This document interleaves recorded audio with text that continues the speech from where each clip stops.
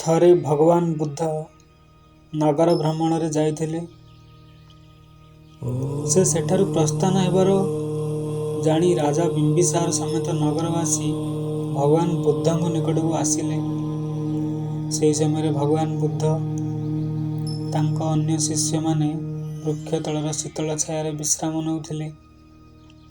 ଭଗବାନ ବୁଦ୍ଧଙ୍କୁ ଦାନ ଉଦ୍ଦେଶ୍ୟରେ ରାଜା ବିମ୍ବିସାର ବହୁମୂଲ୍ୟ ଉପହାର ଦେଲେ, ଯାହାକୁ ଭଗବାନ ବୁଦ୍ଧ ସ୍ୱୀକାର କଲେ ଓ ଦକ୍ଷିଣ ହସ୍ତରେ ଆଶୀର୍ବାଦ ଦେଲେ।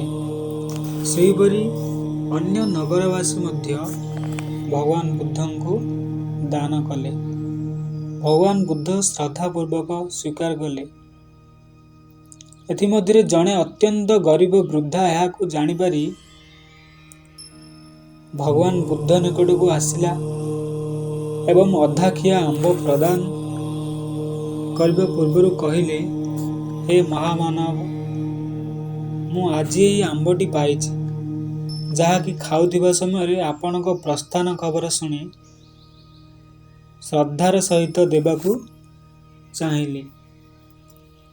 ମୋ ପାଖରେ ଏହା ବ୍ୟତୀତ ଆଉ କିଛି ନାହିଁ।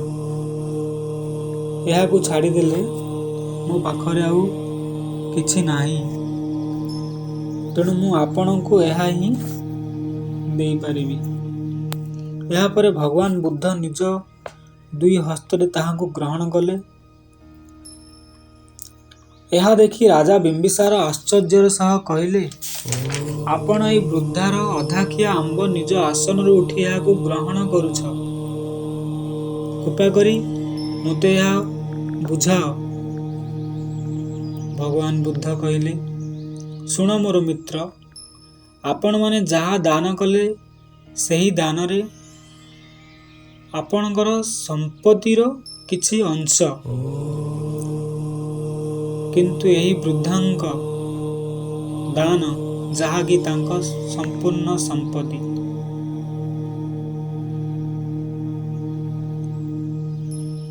ଏବଂ ନମ୍ରରେ ଭରି ରହିଛି, କରୁଣାରେ ଭରି ରହିଛି ଏହି ବୃଦ୍ଧାଙ୍କ ଦାନରେ, କିନ୍ତୁ ଆପଣଙ୍କ ଦାନରେ ଅହଙ୍କାର ରହିଅଛି।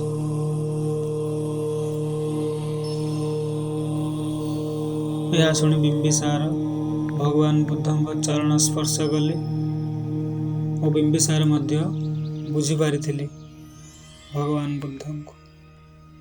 ନମୋ ବୁଦ୍ଧାୟ।